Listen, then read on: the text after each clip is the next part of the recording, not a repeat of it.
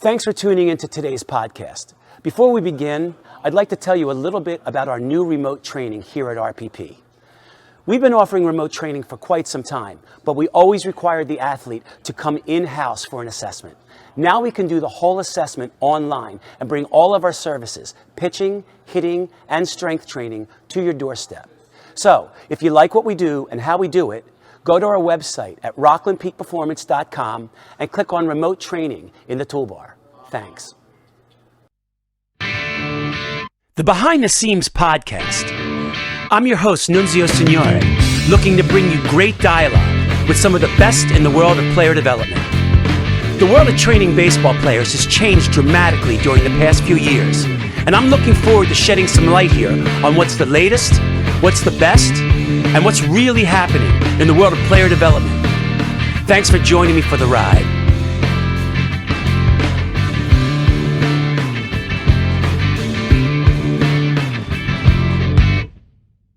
Hey guys, welcome to the Behind the Seams podcast. I'm Nunzio Signore. Today we've got pitching and development coordinator for the Toronto Blue Jays, Cory Popham. Cory has been with the Blue Jays since January 2019 in various capacities and as a pitching coach. He was promoted to pitching development coordinator in January of 2021. Previously, he was the pitching coach at Post University from 2017 to 2019, where he helped lead the Eagles pitching staff to a 3.86 earned run average in the 2018 season, a drastic improvement from the team's 5.31 ERA in 2017. Prior to Post, Cory worked in various capacities in baseball player development, including serving as a business analyst at Driveline Baseball in 2016. Cory has a bachelor's degree in history and a master's degree from the University of the Pacific in sports management. I met Cory when he was leaving Driveline, coming to the East Coast to work with Post. He had called me and we became friends, and we've been friends ever since. And we'd like to welcome to the show today, Cory Popham. Welcome to the show, boss. Thanks, Nunes. It's good to see you. It's been a while since I've been out of the Northeast, so it's good to see your face. Yeah, I miss you. I miss you being out in the Northeast.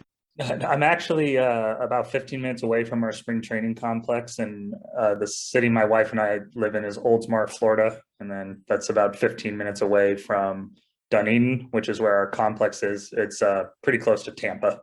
Right. I'm actually trying to get a house down there right now. Okay, the market's hot right now. I know it is. I'm looking for somewhere between Tampa and Sarasota. Okay, so, yeah, it's a really good time right now. My brother just moved out here. He was in Seattle, so yeah. My wife and I never thought we'd be Florida residents, but yeah, man, I'm trying to like be able to spend some time out of the cold, But you're loving it down there, right? Yeah, it's been a really fun experience and really enjoying it. So I met you when you were getting ready to come and coach Post in Connecticut. You had called me about implementing some different systems, and we've become friends ever since. So please let everybody know from Driveline, your path from there to where you are now. Okay, so from Driveline, as you mentioned, I kind of worked as a business intern there, more on just kind of setting up athletes with their training sessions and collecting payments and making shipments of a lot of the equipment that Driveline is known for, the plyo balls, the weighted balls. And I really enjoyed my summer at Driveline. However, I also got the itch to be back on the field and to have more close contact working with athletes. And so I moved back home to Southern California and worked at a facility there and coached a high school team. And at that time, after coaching that year, my then girlfriend, now wife, was working in Connecticut. And so we tried to close some of that distance and was very fortunate. I reached out to Ray Ricker, who was the head coach at the time at Post. He's now working just down the street with the Phillies, coincidentally enough. I had reached out to him. He was the first coach I reached out to, and he got back to me within 15 minutes. And a month later, I sat down and had lunch with him, and he offered me the job, and got really fortunate to be the pitching coach there. We had a really good staff. I was able to try a lot of things, obviously get to meet a lot of really good people like yourself. And from there, my wife had really pushed me to start writing down some of the things I was doing, to start writing blogs about it. And I was a little apprehensive to do that. As a first-year college coach, I didn't really think that anyone really cared to see what I had to say. And got really fortunate. Driveline posted a few of those on their weekly newsletters, and in the fall and winter of 2018 or 2019, I think it was 2018. I had a few teams reach out to me, and ultimately, after interviewing with a few, chose to come in and work with the Blue Jays. Just really fell in love with the people that were here, and happy with my decision 4 years later. That's awesome. From Driveline, you've worked with high school kids, you've worked with college guys, you've worked with minor league and pro guys. What is the biggest difference coaching at this level compared to college ball, say, or high school ball? So my experiences have been very different at each level. I think the biggest difference between college and professional, at least where I was, is that it post, as you know, it was kind of, you were in charge of everything as the pitching coach. You were the conditioning coach, you were the strength coach, you were providing arm care. You were the analyst. You kind of had to do everything on your own, especially at smaller schools like Post is. And so that was one of the reasons that I sought you out, was because I was looking for more people that could help me learn and help me work with the players in a way that I wasn't well versed in. As a professional coach, we have a lot of really bright people that I get to work with on a daily basis who can help answer those questions more immediately. I think with that, the biggest difference is communication becomes a lot more important at the professional level. You're dealing with players, and in our case, in Canada, the Dominican Republic, and then throughout the United States. So it's just really important to make sure that you communicate well, and it's something that I've learned very slowly. But at the college level, it's kind of, as the pitching coach, it's kind of your show. You just kind of determine everything that guys do. Right. And as a pitching development coordinator, can you please explain to the audience that's listening the difference between a pitching development coordinator and a pitching coach? So with my responsibilities, we have two pitching development coordinators. And I believe you met the other one recently, Matt Tracy. Yeah, great guy. Yeah, he's a really good guy, really smart. We oversee minor league pitching, and so that entails a lot of different things. That involves just the logistics of rotations at each level. So we have teams in Buffalo, New York, Manchester, New Hampshire, Vancouver, and then here in Dunedin, and then our two complex teams. And so we're working together to track movement between levels. So we need to know the rotations, the roster limits at each level, who can move at a potential time if someone gets hurt or isn't able to pitch. On top of that, with pitching coaches, we're overseeing their development as well. It's the players, but in our role, it's specifically helping the coaches develop as well. So I would say the biggest difference between pitching coach and a pitching development coordinator is a little less time on field with the actual players. The relationships aren't probably as good as a pitching coach has with the players. We spend a lot less time individually with players and more working on systems across the organization. So you're the great thing about speaking with you on this interview is I can grab insights as a pitching coach, as a pitching coordinator. And the cool thing is the fact that you have been a pitching coach makes you probably a really great coordinator, because you're talking to yourself basically when you're talking to these guys, right? Yeah, I would hope so. I mean, I'm learning a little bit every day. And last year there were struggles where I probably didn't lay out clearly enough for the pitching coaches and lay out plans for them to understand kind of what we are measuring, what was important to us. And so I feel like the longer I've been here, I've learned more of the system and have been able to communicate that better to our coaches. But then at the same time, I put myself in the shoes. When I was first here as a pitching coach and didn't understand certain moves that were being made or why we were doing certain things, I try to put myself in the position of, if I was a pitching coach, what would I want to know? How could the pitching coordinator help me? And if I had an idea, how could he help support that? And so I hope that they feel like I'm a good resource for them. It's something that I'm trying to get better at every day, though. That's not much different than what I do as an owner of a facility in the private sector. I have to communicate with these guys in the weight room and the pitching coaches and the hitting coaches. And I have to realize that while I'm not on the weight room floor anymore, I do have to put myself in their position and remember what it feels like to have somebody telling you what to do. And it's like, a lot of it, A lot of your effectiveness is in your delivery, you know. I agree. So a lot of these questions are going to be geared towards working, obviously, with higher level ball players, being that you're working with these guys. So we're gonna talk a little bit about a lot of the minutia involved. You know, we're not going to talk about how do you get a guy's velo up. You know, like we're not really going to like discuss those problems. I'm going to talk about some things that might be more valuable to some higher Division I players and coaches and guys that are working with a little bit more elite guys, which Sure. I'm always interested in talking about. So when you're working with a more elite athlete, how much of your job at such a high level becomes about management of that athlete? Yeah, I think a lot of it is, and it's like you had mentioned with what you're dealing with on the training room floor and with your business. As you know, it's you might be trying to work through an athlete, but through the coach.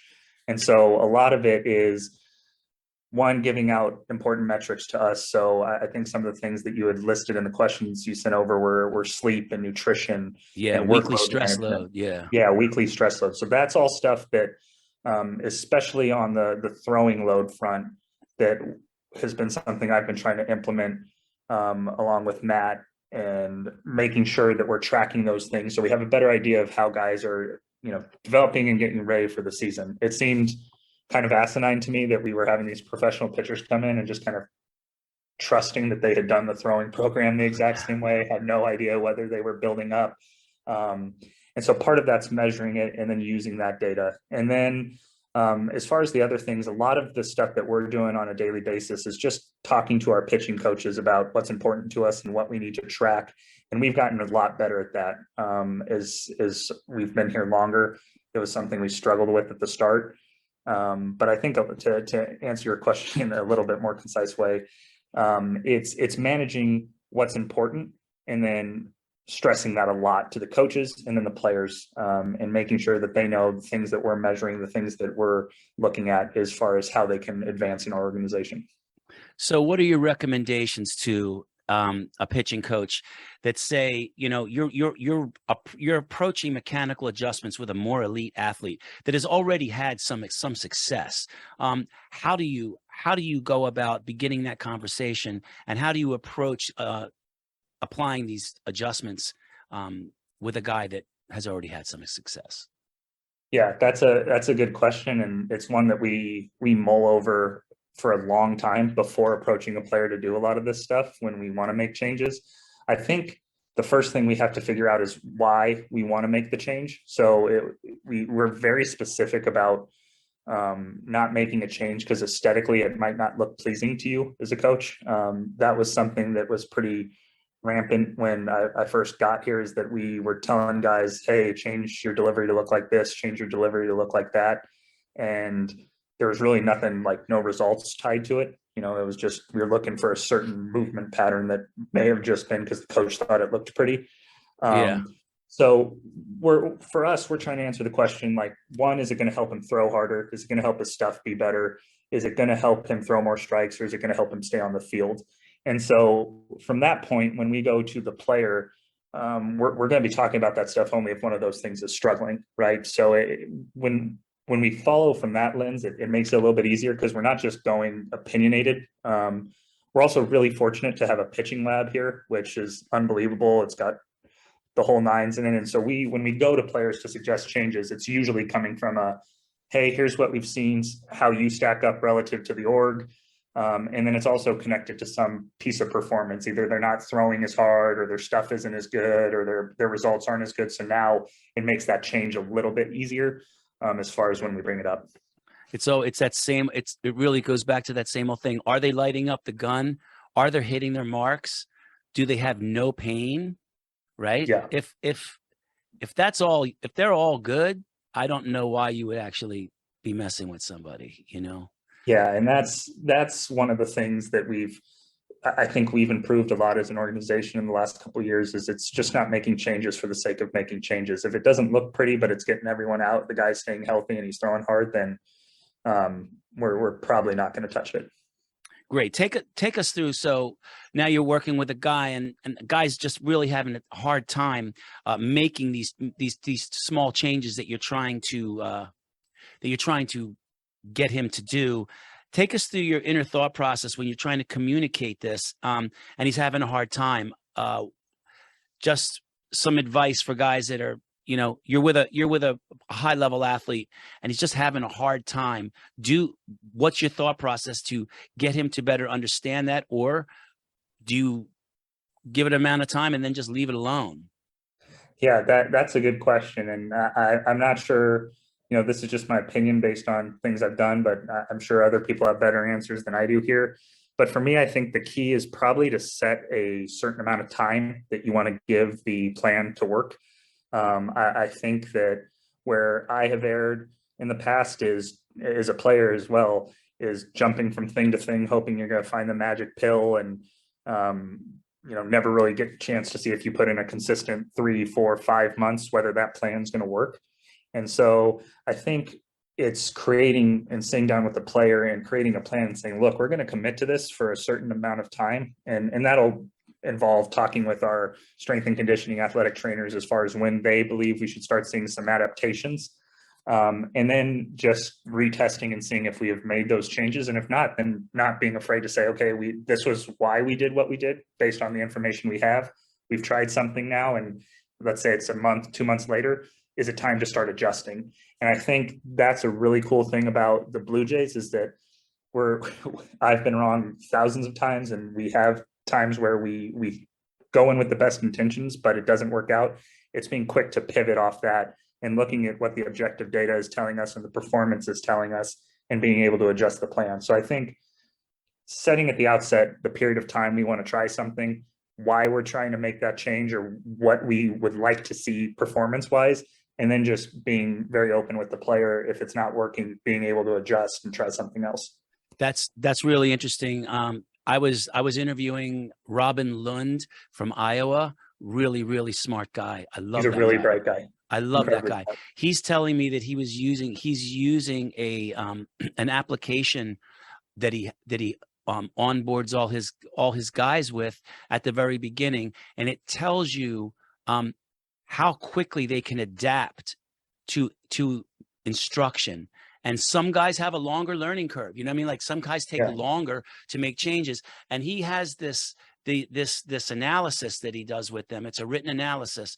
And it actually tells you, okay, this guy has the ability to learn things in this amount of time. This guy has the ability to learn things that might take a little bit longer. So you actually know when you're talking about that time frame, that's an important thing to do. But I think that every athlete has a different time frame that it takes them. Sometimes it just takes a little bit longer for some guys to get it.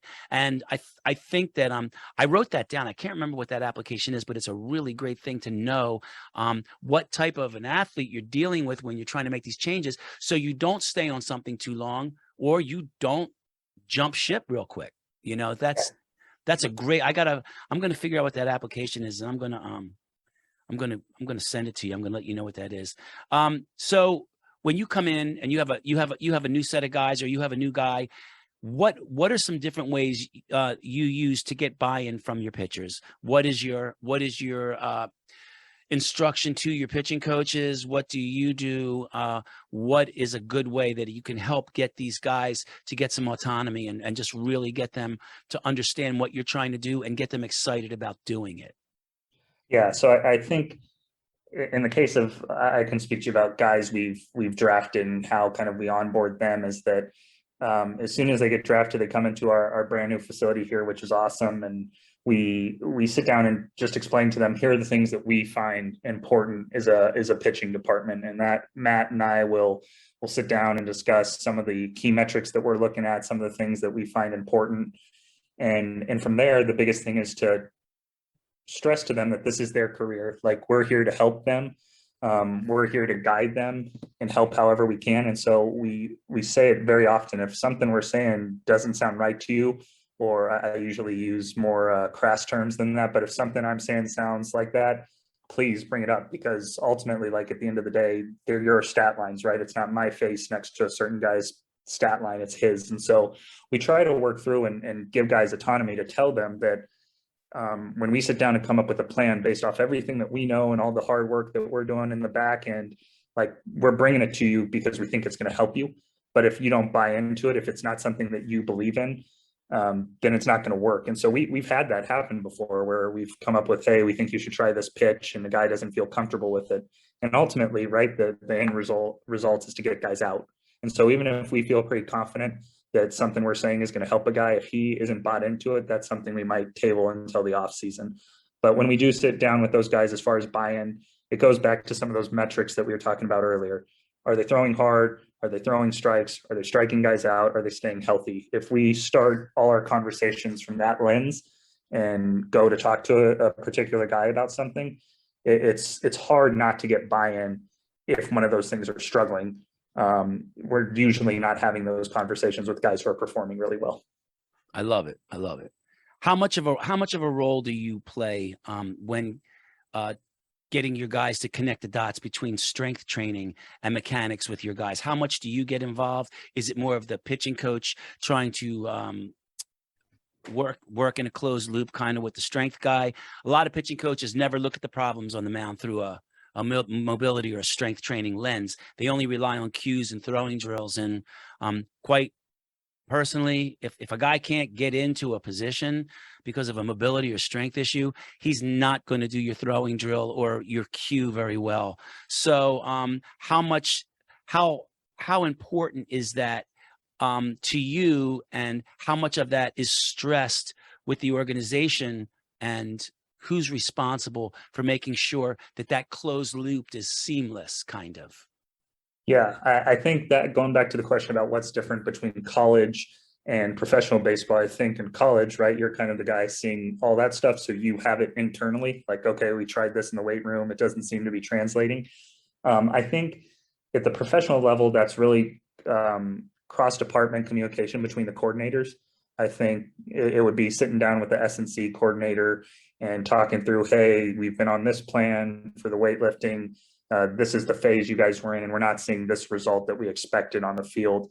Because I think what you said was smart there, is that if they can't get into the position on the table, or they don't have that range of motion, it's hard to think that they're going to be able to do that when they're trying to throw a ball past, Aaron Judge or something like that. We can see a lot of times when we get guys in here and they come in for their initial assessment and we get them on the table, we can almost, after the assessment, we do power testing and then we have them throw and we video them. We can almost tell them exactly what their video is going to look like by how they're moving on the table. It's almost like you can see if a guy's going to get stuck in that front leg. Is he going to land heavy on the front leg because his core can't control his body when he's coming down the mound? It all is really a huge, I'm a big believer in that. And I just felt like it was important to show that a guy whose biggest responsibility is throwing in his organization at a high level still has to tip his hat to the fact that if you don't get your guys strong, you're trying to pound a square peg into a round hole, right? Yeah, I mean, look at one of our top starters in the big league right now. It's Alek Manoah. He's a pretty big, strong boy, and he moves really well. And we definitely stress that stuff with our guys, and it then becomes on the staff to communicate effectively with each other about adjustments in the plan. Because on the same token, if you're producing a lot of force in the weight room, but it's not translating to the mound, like, then we have to also reassess that as well. Exactly. And that, you know what, working in a closed loop like that kind of tells you where to go. It's like, okay, this guy's strong as an ox. His mechanics look good, but you know what? When we test him on the force plate on a Haydn, he can't get out of his back foot. So we know he's strong and we know he's got good mechanics, but he's not moving. He's not applying that strength very quick when it's time to get out of his back leg. So we know where to look. Like you just said, a guy's really strong and he's really fast, but it's not transferring to his arm. Okay, so now maybe we have to go into the pen and look at that. So 100%. Right. That's great. How has the use of technology changed what you do, both good and or bad?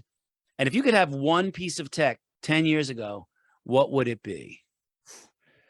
Okay, so that's a good question. I think the good of one it is piece. one piece. Okay. You're spoiled now, man. You got everything, so you're trying we're very spoiled. Don't worry. I don't forget the days when I was at Post and we had to go work UConn football games in the snow to try to get enough money for a Rapsodo. So I still remember those days. That's good that you remember those days. Yeah. We worked security for the UConn important. football games. But I think as far as the what's good about technology is, I think it just helps us quantify things and make adjustments faster. I think we're able to a lot of the time see a certain pitch, and then our eyes will tell us that that was a good one, but also we can then confirm that with the data that we're collecting. So I think it's been helpful. It ideally is helping us make more accurate assessments, and then deliver that information to the player. As far as the bad part of it, I think it's just making sure that guys, and I get off on this tangent sometimes where it's, hey, look at this slider on the TrackMan, that was pretty awesome, and you forget that like the ultimate goal is to get the guy out, right? Like you gotta get the guy out. Oh yeah. And so I think at times the bad of technology is that it gets off on tangents, is that people will, oh, you know, what was my fastball velo? How was my fastball carry? What was my vertical approach angle? And it's like, none of that shit matters if you don't get the guy out. And if you're not actually getting guys out. And so I think that that's one where we've had some guys where you just got to put bumpers on, like, you know, look, this is good information. We're glad you're interested in it. But we ultimately, when you toe the rubber, like it's about getting the guy out. And so, you know, if your fastball had good carry and you gave up 6, like that's not a good day at the yard. Yeah, I try to tell guys all the time. We have TrackMan, we have Rhapsodo, we have Proteus, we have a mocap system. So we use all this stuff. But the one thing you have to understand in life is there are no absolutes. You know, Yeah. I was at the Mets game the other day, and they were playing the Pirates, and the shortstop's like 6'4". You know, yeah, and he's thin and he's really skinny, and he was batting like 219. And I said to my brother-in-law while we were there, I said, you know what, this guy would be better behind the plate if he ate a little bit more and got a little stronger, you know. And as soon as the words left my mouth, he hit a 3-run home run off of DeGrom and sent him out of the game. And I was like, all right, I guess there are no absolutes, you know what I mean? Yeah. So you got to take the tech, and you got to take it like, you know, with a grain of salt. It does give you information. That information is just not always the Bible. You know what I mean? It's like, 100%. And I think people get caught up once you start to get intoxicated by that data. I can see some people it's very easy that they can just forget about all the other parameters in life that have to go into that, you know? Yeah, I think it's helped too in just how we look at certain players, where if the data is telling us they should be performing better, that maybe it allows us to look at a different lens. Whereas if you saw a guy that had a 6 ERA and we're like, oh, this guy isn't very good, but then now with some of the data we have, we can see, oh, you know, maybe he's got some interesting things about him that we're not utilizing correctly, or that he's got a really special slider he's just throwing it 10% of the time. And so that's where I think it's given some guys opportunities where we're able to quantify some things that say, hey, based on what this guy does, we should be able to make some slight adjustments and allow him to perform better. And so that's where I do really like it, is that I think you're starting to see some guys get chances that may not have in the past. I also think that it's really great. Like one of my personal favorite ways to use it is when a guy isn't slumping. It's when a guy is actually at his best. Let's document that. Let's get a mocap on this guy. Let's get video on this guy, because 2-3 months down the road, if something starts to go left, we can do it again and we can see what changed. You know, Yeah. so sometimes trying to guess when you don't have a lot of time, trying to guess what's different. I mean, the one thing it will tell you is if he's doing something differently, it's going to tell you what's different. You can make the decision of whether that's something that you want to attack, but getting information on guys, not just who are having problems, getting information on guys that are really excelling at that time is crucial to being able to help them out. It's like almost like a book you keep on the shelf until you have to read it, and hopefully you never have to read it. You know what I mean? It's important too as they go between levels, especially in our case where, you know, they maybe had in low A a pitching coach that connected really well with them, a successful cue or grip or thought, and then they get to Double A the next year and it's not performing the same way. We collect that stuff and are able to reference it and make sure that hopefully there's some continuity between levels as guys go through the system. I'm going to give you. I got a couple more questions for you. I'm going to give you a pretty generic. I had to put a couple generic questions in here for my my readers. So can you please give us a general idea of how your pre-throw warm-up is laid out? Yeah. I know So everybody's different, but in a grand scheme of things, trying to individualize with a bunch of different guys, what are some mainstays that are involved in your pre-throw warm-up? yeah, so it starts off, the guys have an individual prep section, and that's based off the assessments that are done before. And so hopefully are addressing some of the things where we think will help them move better. And then from there, at times we'll have a group dynamic warm up. We've tried to stray away from that a little bit, the traditional get on the line and everyone does the same thing, and instead focus more on like what each guy needs to do. Exactly. That's great. And so then from there, some type of band, J bands, or we used both the Jaeger bands and Marv bands, depending on what the guys like. Some guys will use shoulder tubes, things like that. And from there, we transition into movement-based drills. And so those will be things with medicine balls or PVC pipes or water bags where guys are working on certain feels. And we'll get a little bit more specific the closer we get to throwing program. And so from there, it's into plyo drills. And that's going to be the amount and intensity of plyo drills is going to be dependent on the intensity of that day, which guys know every day when they go out, hey, this is either a light, medium, or heavy day. Here's how I'm going to attack the day. Here's my kind of goal and the intensity I'm going to use. And from there, guys will go into a throwing program. And after that, conditioning and kind of recovery based on their assessments. Are you monitoring their throws with any kind of like a pulse or anything that... Yeah, we've used pulse. We have catapult. Catapult's kind of our big one right now that we're using. And so we measure that, and it's been cool with the latest group of guys.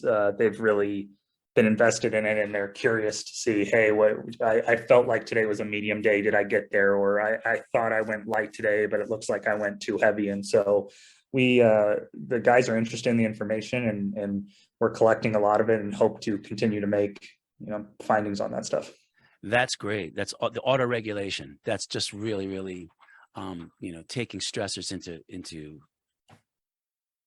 consideration. Yeah, Two more questions. sure.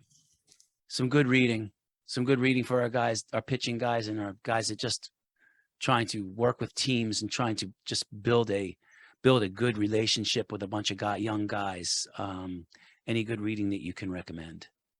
I love reading anything on Driveline. I think Driveline posts a lot of really good stuff that usually leads to more rabbit holes for me. I think that following along with The Athletic and Fangraphs, there's usually some really good articles in there that if you start reading, there'll be some quotes or some hyperlinks that can really lead you down some rabbit holes. I think the anything on motor learning is great. Some books on motor learning that I've read. That's what I'm talking about right there. Yeah, have been really influential. I think for anyone who just going and reading stuff like that is huge.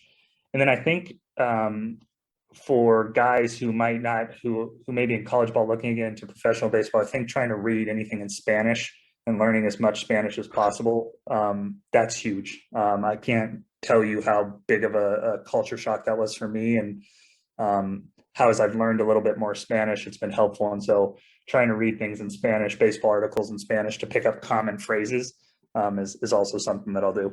That's so funny because a lot of pro teams, sometimes they call and they're looking if I have any strength coaches that I could recommend to them. And their first question is, do they speak Spanish? Yeah. That seems to be the number one prerequisite, even before what are their qualifications, Yeah. One other question: when you have guys coming in back off of a long season and they're coming home and it's October, when do you recommend in their throwing program? Are you a believer in a complete shutdown? If you're not, how much of a shutdown? When do you start a ramp up again? And in those maintenance days, I personally am not a guy that believes that you should stop throwing, but I also don't believe that you should be throwing hard. I think you need to take a good month, 2 off of just not throwing hard at all. What is your belief on that? And what do you try to get your guys to do in the months of October and November? Yeah, I think that, I mean, so for an individual, not a guy that's injured, not a guy that needs to work on something, just or didn't get a lot of playing time. You're straight up guys that you're waiting to come back to. yeah, I think it's a good question, especially now, because that's the period we're going through currently. This year, there's been a rolling stop in the minor leagues. So AAA is still going. AA finished last week. High A finished 2 weeks before that, along with Low A. So it's been a question we've been thinking through for a while because it's been different for every level. I think what we've tried to do, what we've implemented a little bit more is a kind of deload or deramp period at the end of the season. So instead of going, from throwing on Sunday to completely shutting down, it's been a gradual reduction in volume. And then from there, so that'll look anything like we'll have a guy throw 4 times the week after the season's over, 3 times the following week, and then 2 times, and kind of gradually move into an off season. From there, it kind of depends on what the guy's goal is. If he needs to throw harder or something like that, the shutdown throwing wise might be a little bit less. We'll kind of transition into a heavy weight room focus while still maybe working on some patterning in the throwing, but that kind of takes a back seat. So guys are going through arm care. They'll either keep their arm moving, throw plyo balls, or going to football. But it's like you had mentioned. How many days a week? What kind of intensity? Is there long toss involved during that, or is it out only? That's a good question. So when we're coming back and they're starting to build up, it's very light, 3 days, like a Monday, Wednesday, Friday type deal. Again, this is all dependent upon how long the shutdown was. So generally, if we're talking about the most guys in the org that would be doing it's a slow volume, 3 times a week, 4 times a week the next week. And then we start adding some of that long toss component that you're talking about, starting to gradually add volume. So if a guy's coming home in October and he's been one of your guys, one of your regular guys, what does October and November look like? So you're going to spend the rest of October deloading him slowly week by week, right? And then in November, what does November look like? Is November the 3 times a week of working on a weight room focus and just doing some repatterning? Or is...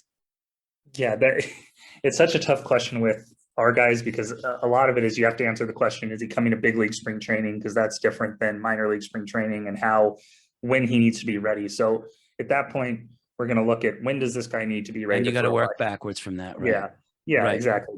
And so from there, it'll be with some of our guys ending in October. So that's mainly your AAA big league guys. Mm-hmm. A lot of those guys will just so it would be a shorter deload, 1 or 2 weeks, maybe 1 or 2 weeks no throw, depending upon the athlete. And then so October would be a general wind down recovery, active recovery on the throwing and weightlifting side. November would be crushing their individual focus in the weight room and slowly starting to increase throwing. And then the December period is where we would transfer into a little bit more of the intensity on the throwing side, and then get to the skill stuff in January. Right. So the main ramp up would be kind of in December. Yeah, the main intensity ramp up. We're getting a lot of our volume in November. Right. Great. So last question. Biggest aha moment since you started working in pro ball? Something that you think about all the time, from time to time, like, wow, since I've been here, this is one of my biggest aha moments, like what you've learned from making the jump from college to pro. That's a really good question. The biggest aha is probably just I wasn't as smart as I thought I was. That's a big aha moment, dude. That's probably the best aha moment, because that's when growth really starts. I think that you had mentioned the stuff with post, and I feel like I was very fortunate to have a really good staff that year, and things went really well. When you try to create that at scale, it's very humbling. You learn very quickly that just because you say something one way, that one person's going to interpret it the other a different way. And then you've got to translate that to Spanish, which might be completely different in Spanish. What did you feel? What did you perceive to happen? When you translate, that might be a totally different thing. So I think that it's, for me, the biggest aha moment is just making sure that when I think I'm really right on something, gut checking myself first, and trying to get as many diverse opinions on that from different departments as possible. And challenging people when I disagree with certain things that they might bring up. So it's been one of those things where I went in feeling like I had all the answers, and have very quickly learned that that's not the case. And Right. so it's really important to seek out different opinions and to really seek out different players and their experiences before kind of saying like, I've got this. We've been talking to Cory Popham, so pitching development coordinator with the Toronto Blue Jays.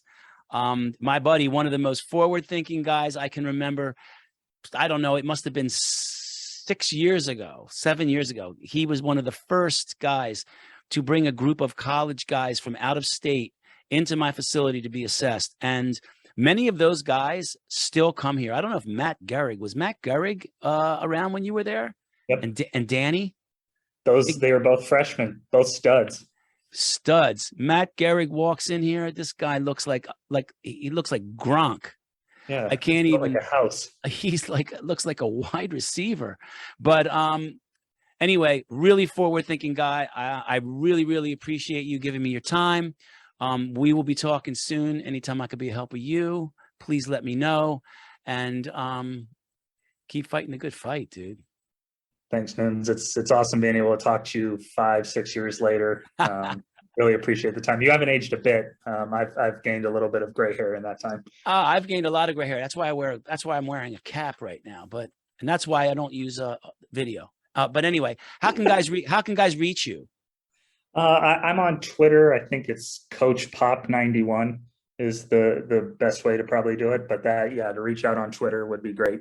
Okay, great. And you can reach me at Nunzio Signore on Twitter. You can reach my facility on Twitter and Instagram at RPP_baseball. The website is www.rocklandpeakperformance.com. And if you haven't checked out my book on velocity-based training, How to Apply Science, Technology, and Data to Maximize Performance, you can get it on Amazon. It's released through Human Kinetics. Cory, this is going to drop on Sunday, so I'll let you know. Sounds good. Thanks, Nunes. Appreciate it. Thanks, guys.